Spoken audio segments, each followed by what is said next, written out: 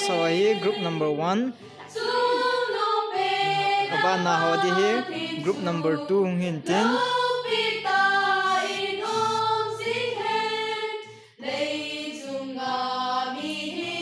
mi thom he yong le ki lung tu le nom pe ne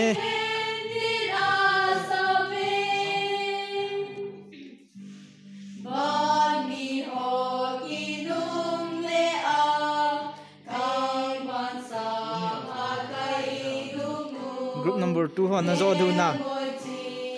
zo du